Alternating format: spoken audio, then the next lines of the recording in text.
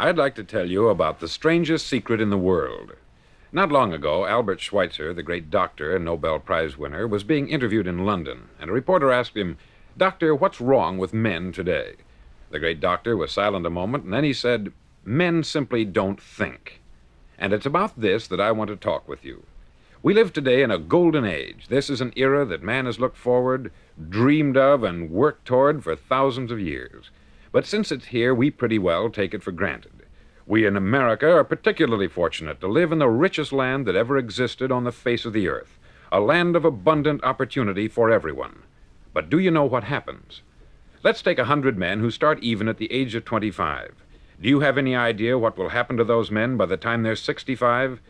These 100 men who all start even at the age of 25 believe they're going to be successful.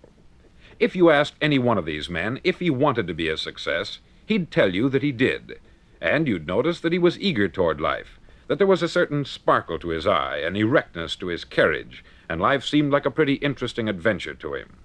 But by the time they're 65, 1 will be rich, 4 will be financially independent, 5 will still be working, 54 will be broke. Now think a moment. Out of the 100, only 5 make the grade.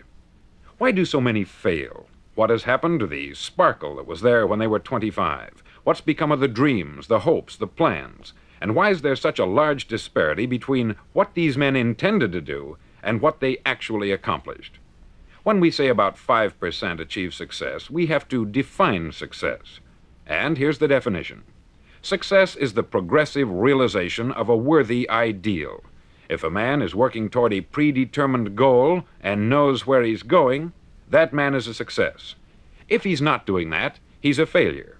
Success is the progressive realization of a worthy ideal. Rollo May, the distinguished psychiatrist, wrote a wonderful book called Man's Search for Himself. And in this book he says, the opposite of courage in our society is not cowardice, it is conformity. And there you have the trouble today. It's conformity. People acting like everyone else, without knowing why, without knowing where they're going. Now think of it. In America right now, there are over 14 million people 65 years of age and over, and about 13 million of these 14 million are broke. They're dependent on someone else for life's necessities. Now, we learn to read by the time we're 7. We learn to make a living by the time we're 25. Usually, by that time, we're not only making a living, we're supporting a family. And yet, by the time we're 65, we haven't learned how to become financially independent in the richest land that has ever been known. Why? We conform. And the trouble is that we're acting like the wrong percentage group, the 95% who don't succeed. Now, why do these people conform? Well, they don't know, really. These people believe that their lives are shaped by circumstances, by things that happen to them, by exterior forces. They're outer-directed people. A survey was made one time that covered a lot of men, working men, and these men were asked this question. Why do you work? Why do you get up in the morning?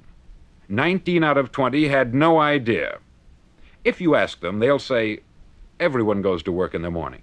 And that's the reason they do it, because everyone else is doing it. Now let's get back to our definition of success. Who succeeds? The only man who succeeds is the man who is progressively realizing a worthy ideal. He's the man who says, I'm going to become this, and then begins to work toward that goal. I'll tell you who the successful people are.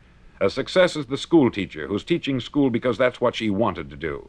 The success is the woman who's a wife and mother because she wanted to become a wife and mother and is doing a good job of it. The success is the man who runs the corner gas station because that's what he wanted to do. The success is the successful salesman who wants to become a top-notch salesman and grow and build with his organization. A success is anyone who is doing deliberately a predetermined job because that's what he decided to do deliberately. But only 1 out of 20 does that.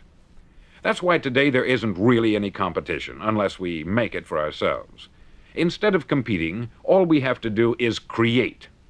Now, for 20 years, I looked for the key which would determine what would happen to a human being. Was there a key I wanted to know which would make the future a promise that we could foretell to a large extent? Was there a key that would guarantee a person's becoming successful if he only knew about it and knew how to use it?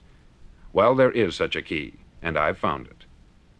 Have you ever wondered why so many men work so hard and honestly without ever achieving anything in particular, and others don't seem to work hard and yet seem to get everything?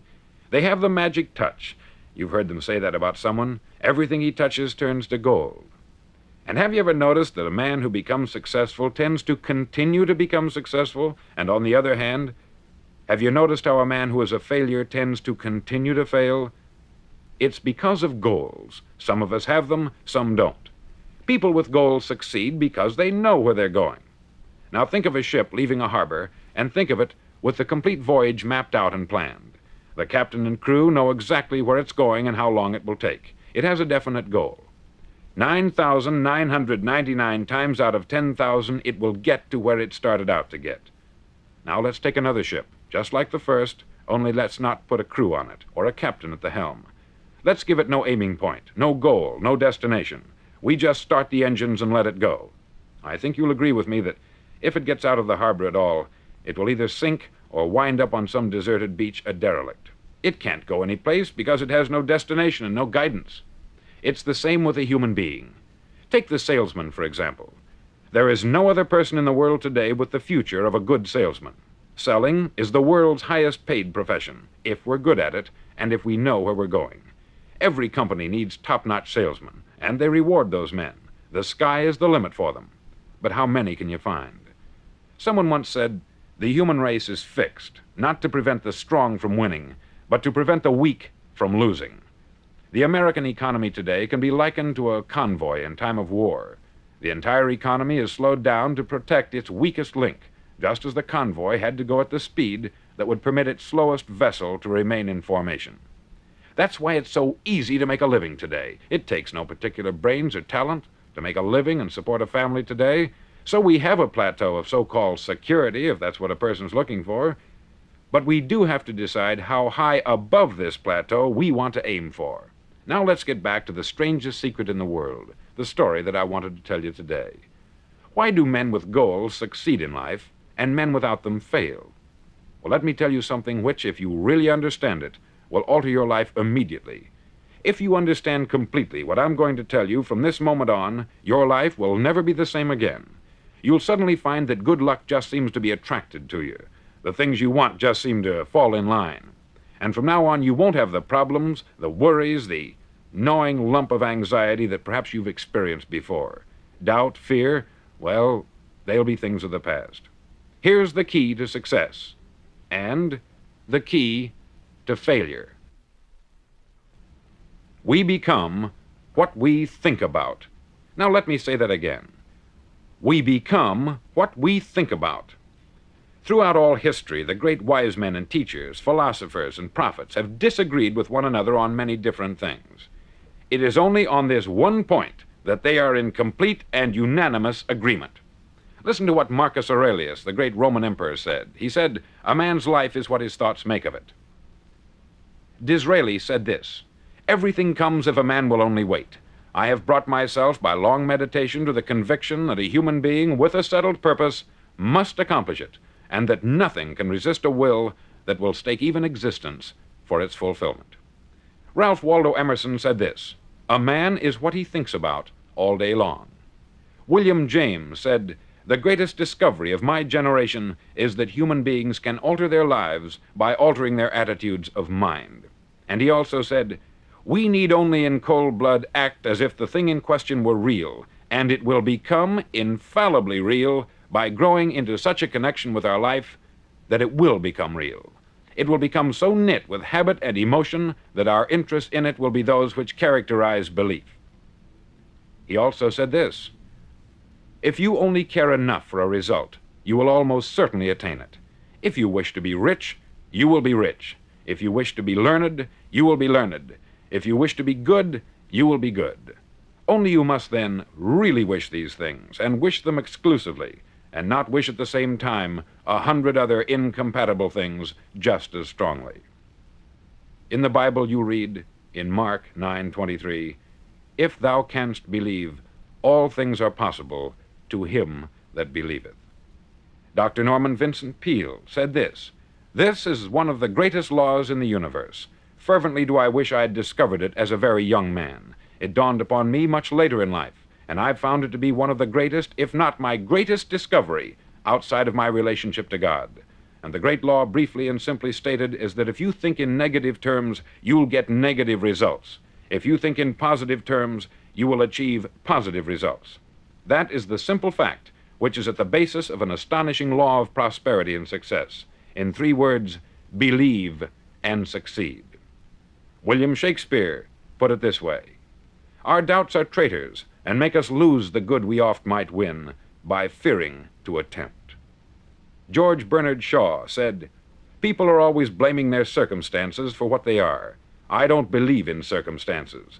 The people who get on in this world are the people who get up and look for the circumstances they want, and if they can't find them, make them." Well, it's pretty apparent, isn't it? And every person who discovered this for a while believed that he was the first one to work it out. We become what we think about. Now, it stands to reason that a person who's thinking about a concrete and worthwhile goal is going to reach it, because that's what he's thinking about. And we become what we think about. Conversely, the man who has no goal, who doesn't know where he's going, and whose thoughts must therefore be thoughts of confusion and anxiety and fear and worry, becomes what he thinks about.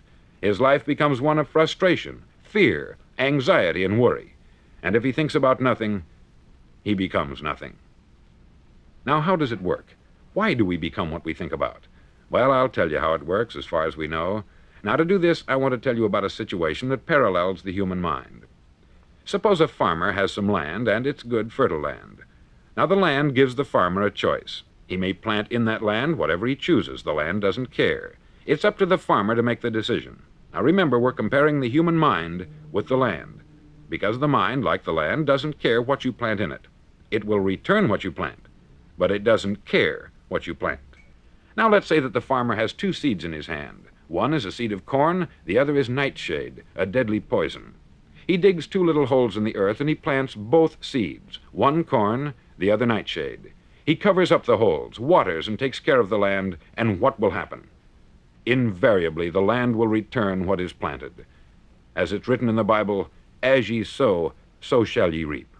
Remember, the land doesn't care. It will return poison in just as wonderful abundance as it will corn.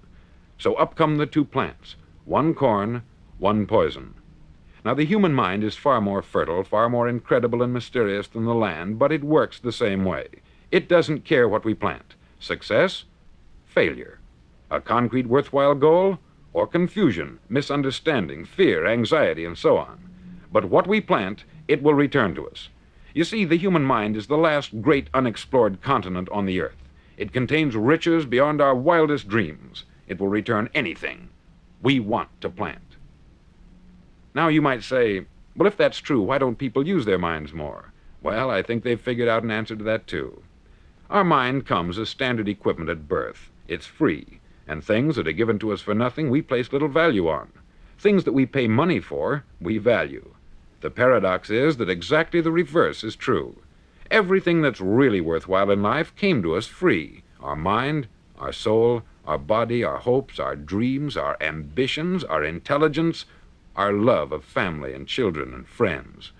All these priceless possessions are free, but the things that cost us money are actually very cheap and can be replaced at any time. A good man can be completely wiped out and make another fortune.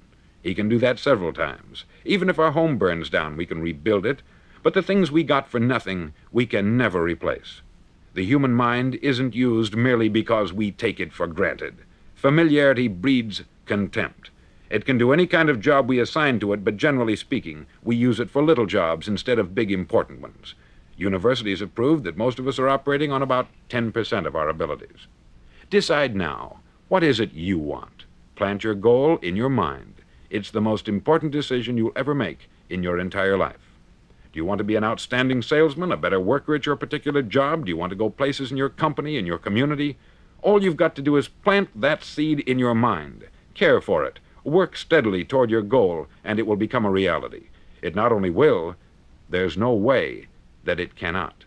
You see, that is a law, like the laws of Sir Isaac Newton, the laws of gravity.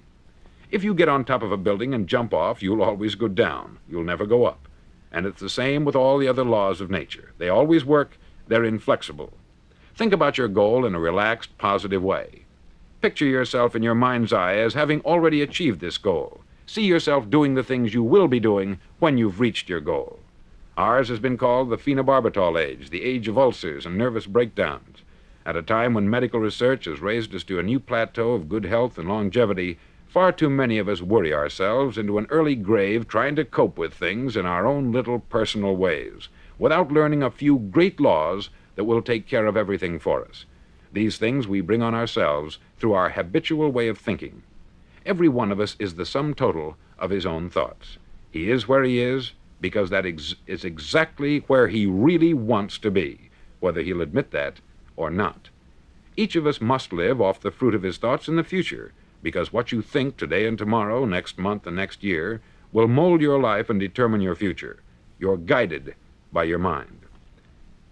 I remember one time I was driving through Arizona and I saw one of those giant earth-moving machines roaring along the road at about 35 miles an hour with what looked like 20 tons of dirt in it, a tremendous, incredible machine, and there was a little man perched way up on top with the wheel in his hands guiding it. And as I drove along, I was struck by the similarity of that machine to the human mind. Just suppose you're sitting at the controls of such a vast source of energy. Are you going to sit back and fold your arms and let it run itself into a ditch? Or are you going to keep both hands firmly on the wheel and control and direct this power to a specific, worthwhile purpose? It's up to you. You're in the driver's seat. You see, the very law that gives us success is a two-edged sword. We must control our thinking. The same rule that can lead a man to a life of success, wealth, happiness, and all the things he's ever dreamed of for himself and his family, that very same law can lead him into the gutter. It's all in how he uses it, for good or for bad.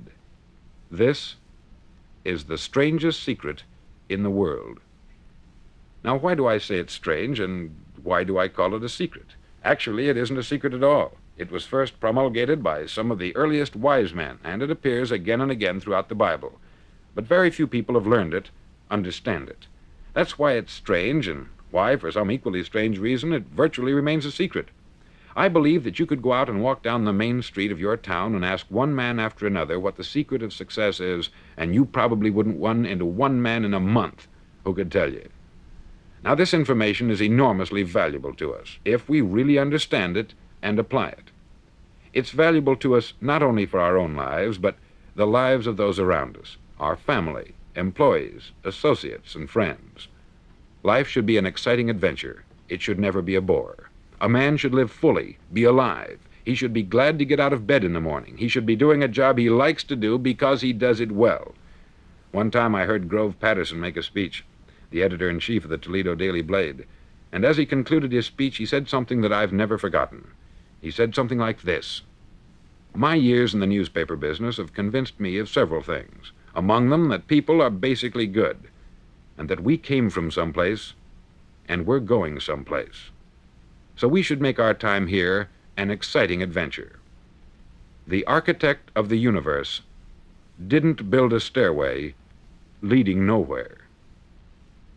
And the greatest teacher of all, the carpenter from the plains of Galilee, gave us the secret time and time again. As ye believe, so shall it be done unto you."